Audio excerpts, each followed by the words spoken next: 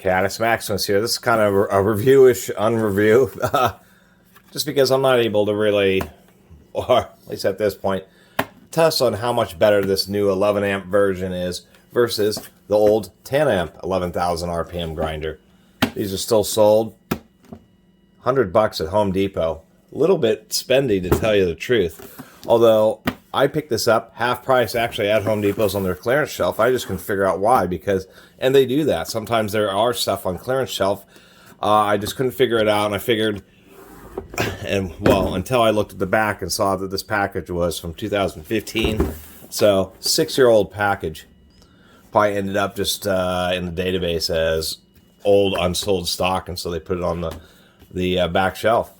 But that's at least one of the saving graces of Home Depot is their clearance section. Sometimes there's pretty good deals, and if things don't sell in the clearance section, they continuously drop the prices until they do. Anyway, the big difference between this and this is actually a big redesign. Not just one more amp on the motor, but DeWalt, like on this one, they had this odd vent. It had a secondary fan. The idea is that secondary fan kind of caught some of the dust and blew it back out, preventing it going from the through the motor. It caused a big restriction in airflow. I've cut the fins off the internal fan on these, and it runs cooler. But the big problem with these is under heavy workloads, they'd run pretty hot. And that's what's difficult to test, because I'd really need to load this down and do a bunch of heavy grinding and cutting, and then do the same with this one to compare which ones to see how much DeWalt's improvement. But it is a big redesign. Let's go and open this package.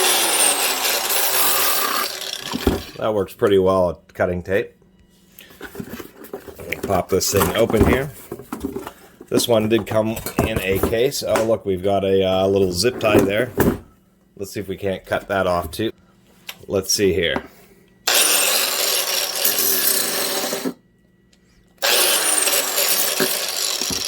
The zip tie is tougher than the tape, amazingly enough.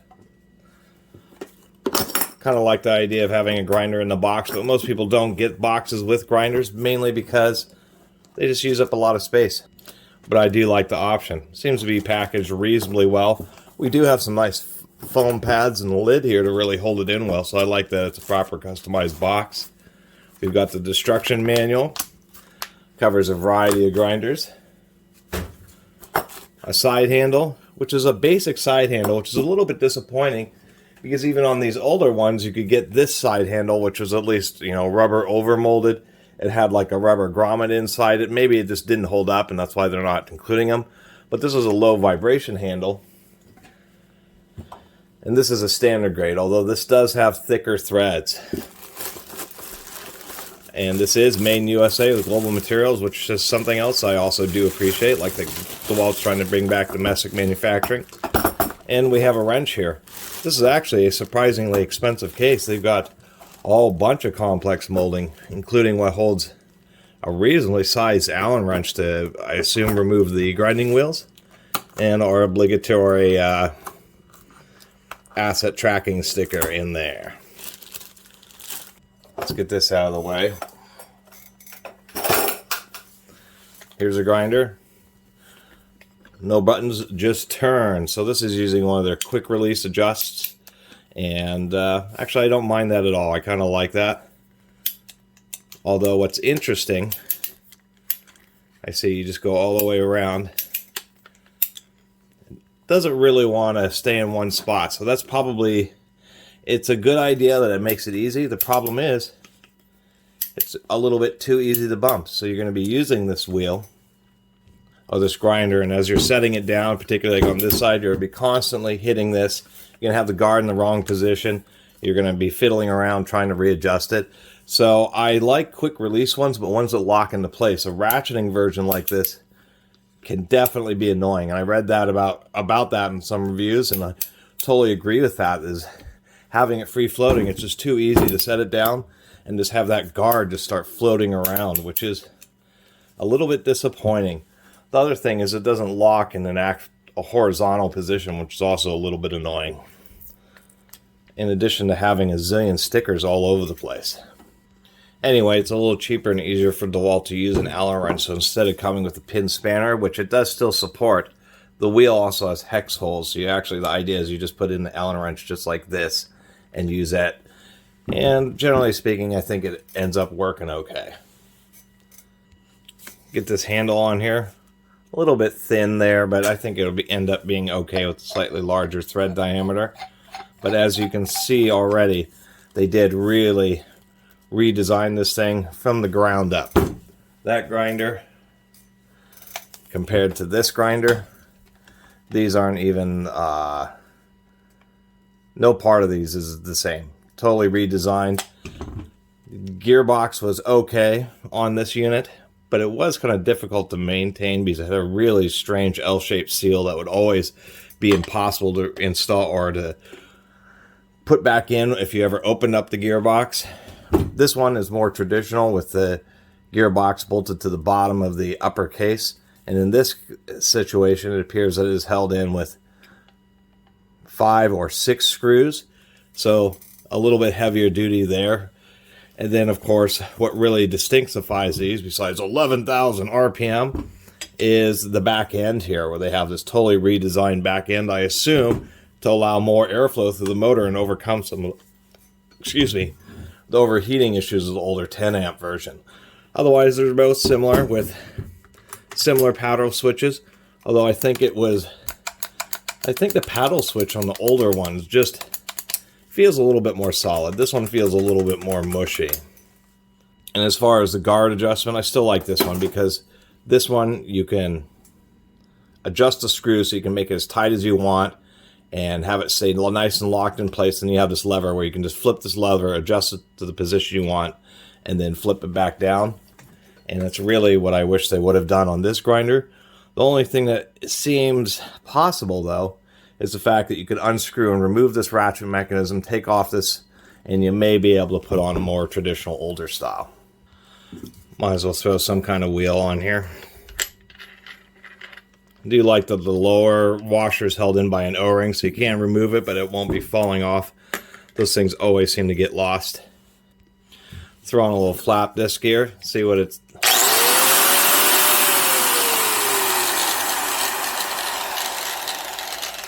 Even though the older 10 amp, what is that, the D28402, this newer 402 definitely sounds significantly more powerful. Even though it's only 1 amp, we know it's been redesigned. It certainly spins up pretty quick, even with a sanding flap disc. This is a terrible Harbor Freight version. It's pretty lightweight, but nonetheless, that thing spins up super fast.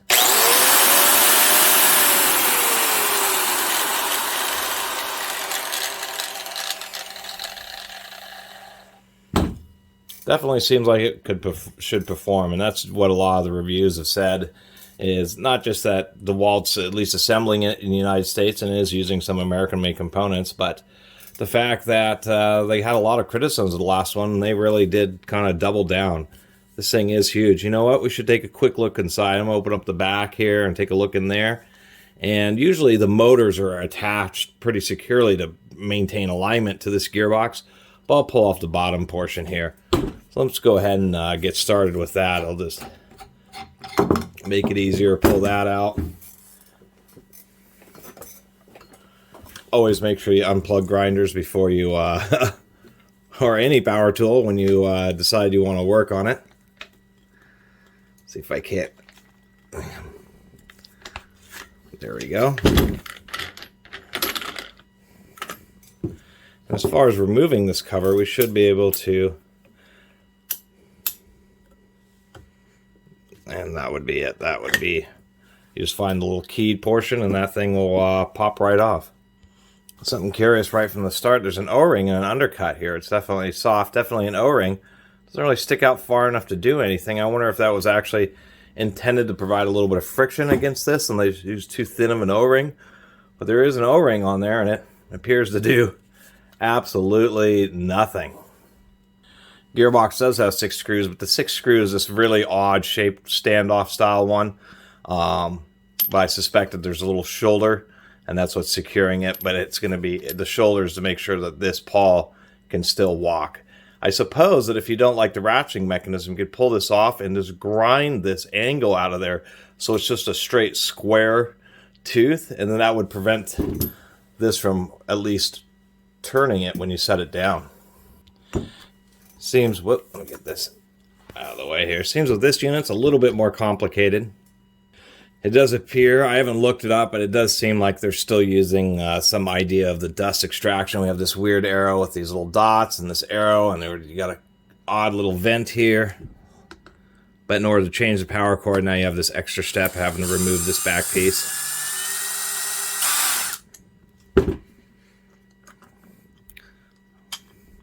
At least the screw stays relatively in there. We have some markings that say PC, so at least this back portion seems to be polycarbonate. This weird kind of turbine thing here with some wires. That actually, oh, and that just pops off too.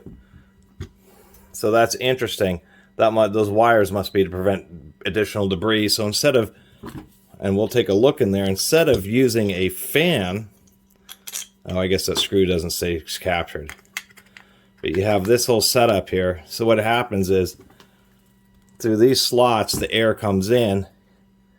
The air hits these, and so the heavier particles will be more likely to be thrown around this little housing. You can see these little tick marks to help with the flow, and attempt to toss it out through this little slot just by the air naturally hitting these veins here, instead of using an active fan, which was impeding airflow. So that appears to be what this whole big back end piece is for, is to essentially do the same thing that that previous model did, but without as much restriction.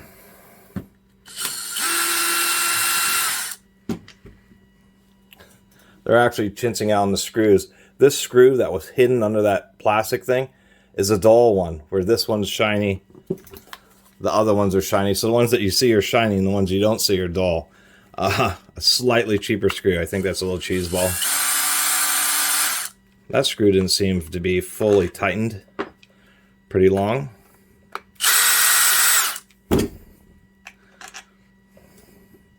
All three of these the same length. So we have, at least it's only two different lengths. You only have longs and you have a short.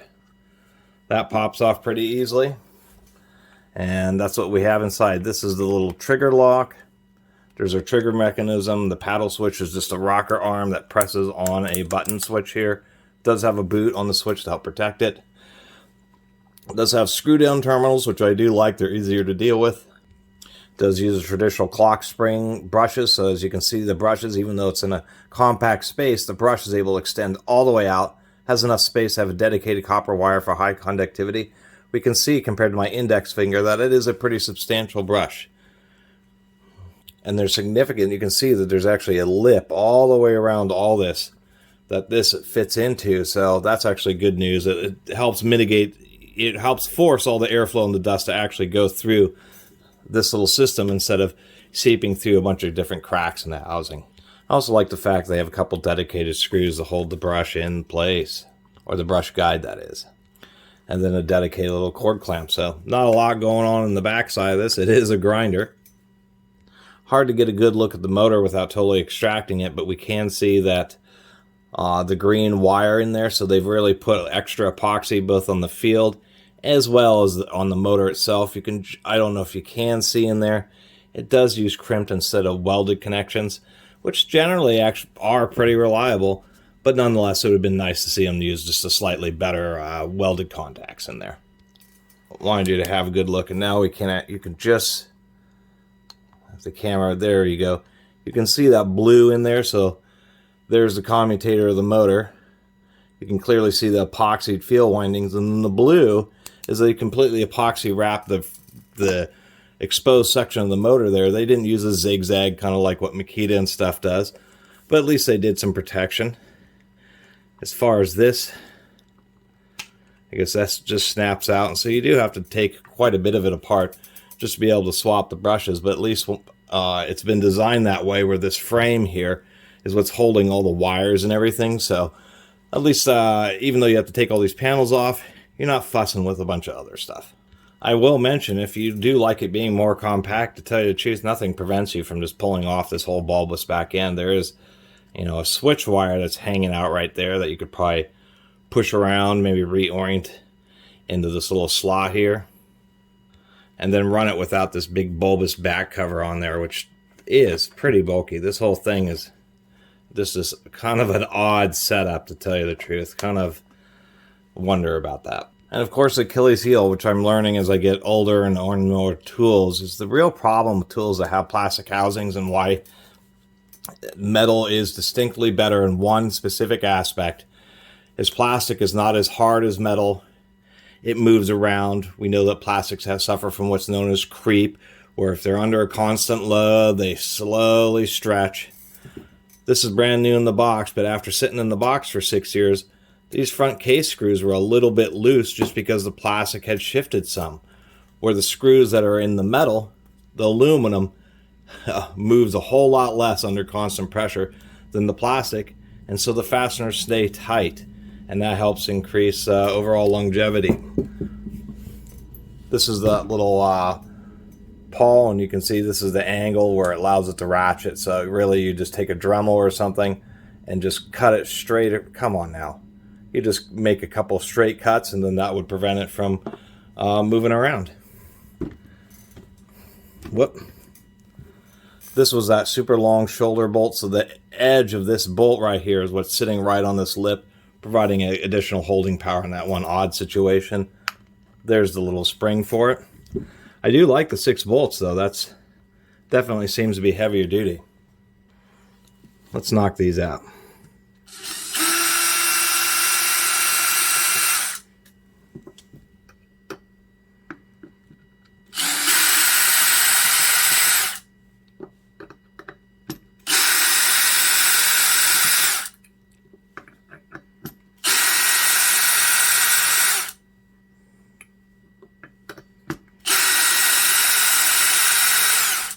I wouldn't say those are particularly tight either.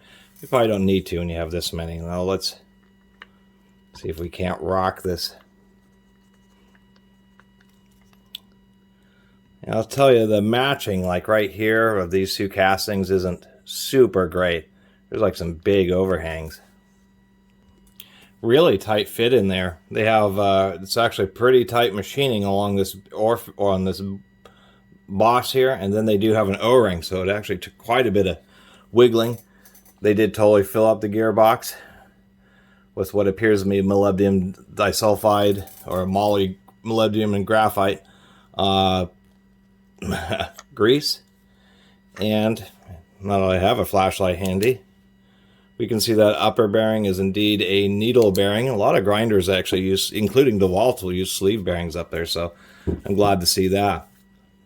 I'm wondering why they chose to go with 6 fasteners, and I think it may be due to, at least on a lot of evaluation of return tools, where when grinders would get dropped or under quite a bit of heavy use, they even under 4 fasteners, that maybe these tabs here on this started to bend or get a little bit loose, causing gear misalignment and cause early gear wear. And most times on grinders, when they fail, besides burning up, it isn't that you've replaced the brushes 2 or 3 times. You've actually gone through 2 or 3 sets of brushes and have simply worn the motor out. Usually it's the gears that strip out, so maintaining better and more precision alignment probably helps out a lot with that. So overall, my conclusion is, it's assembled in the USA. It's probably worth $100. That's the easiest way to put it. And it's obvious a lot of the money went to redesigning the unit itself. I think the gearbox and everything is a lot better. I also believe that it certainly does have a more powerful motor. I even ended up with a Type 2, so it's like software version, so they already had some type of change with this, and already had a revision. Their whole dust mitigation system's a little bit weird, and I don't know how effective that is, or besides just adding a bunch of extra length to the grinder. Although it could be handy in some situations because you have the trigger locked and you're holding it, maybe you can manipulate it like this, be able to have a gloved hand on there, and you're not worried about actually covering up any of the vents or covering up enough of them to cause it to overheat. But it does, and this was the kit version, it does come with a cheaper handle. Wish they would have charged a little more and included an anti-vibration handle. And then this guard design is going to annoy people. There's just no question. It's just too easy to run this grinder, set it down somewhere. The next time you pick it up, you're stuck having to ratchet this darn guard around. That's going to end up annoying me to a point to where I end up doing something about it. finding some other guard. Usually these diameters are close enough where you can find some guard off of some darn grinder, whether it's a Harbor Freight or a Makita or a different DeWalt. End up finding some kind of guard to swap this out to deal with that situation. And thirdly, it would be nice if DeWalt had made this variable speed. I know that's asking a lot, especially for 11 amp motor grinder. But nonetheless, it would have been nice if this were variable speed and we had a nice little dial back here. Otherwise, DeWalt's new version of the grinder, you know, you're going to have to periodically check these screws, just like on all these heavy-duty drills and all that kind of stuff that are made of plastic bodies. I'm going to start really reiterating that in my videos. You got to double check those darn screws. It's really annoying. But they do get loose. Other than that, I mean, DeWalt did try. This is a worthy upgrade. This thing does feel pretty stout. It certainly is a dense grinder. I guess to do one more comparison. So this is the Harbor Freight Bauer. To tell you the truth, for whatever I paid for it, the 35 bucks, out of a lot of the Harbor Freight's electrical power tools, including the Bauers, I think, most of them suck, but a couple of them are good, like the big drill. And these little 7 amp grinders, even the rat tail one I should probably pick up sometime. But if you're looking for a basic grinder just for general grinding duties, wire wheels, cut-off wheels, grinding, sanding discs, I'd probably, you know, unless you really want to support the Made in America thing, I'd certainly recommend the DeWalt over that. If you want to save some money, these little grinders here, these little Bauers are pretty nice. They're actually really compact, pretty lightweight. Still plenty of power. I have reviewed this and it works just fine. And this is what I'd recommend for most people. If you just want a basic grinder for doing grinder stuff, these Bauers are actually all ball bearing. They're really not too bad. Helical gears, really pretty surprised. So that's what I'd recommend for a basic grinder. But if you're somebody who uses a grinder and sometimes does heavy duty, thick cut off, or really needs to grind down a lot of weld or something like that, and you're tired of grinders that do bog down or don't have enough power, that's where something like this would come in. And it's pretty obvious. I mean, look at the size of this DeWalt. Look at the size of the gearbox compared to the Bauer. Just a lot more metal thrown at it. This DeWalt is way heavier. You can just feel the mass of the thing. All the extra copper of that motor. And so that's what's nice, is this DeWalt is a compact, high-power grinder. The Bauer is just it's a 7 amp at 11,000 RPM, but that does mean that this DeWalt is, you know, has 50% more power. So way more power, but at the same time, you get a lot more length and a lot more mass. So in most situations, for the average homeowner, something like this is going to work out just fine for them, and they'll be a little happier with it just being more compact and a little bit easier to grip and wield. But if you're known for burning stuff up, then that's exactly what something like this is for, because this will certainly power through. It's just whether it stands up to the test of time and really, you know, grinds for months and years on end. Anyway, thanks for watching this really long Reviewish review and teardown. If you haven't subscribed, please do. Till next time, Catus Maximus out.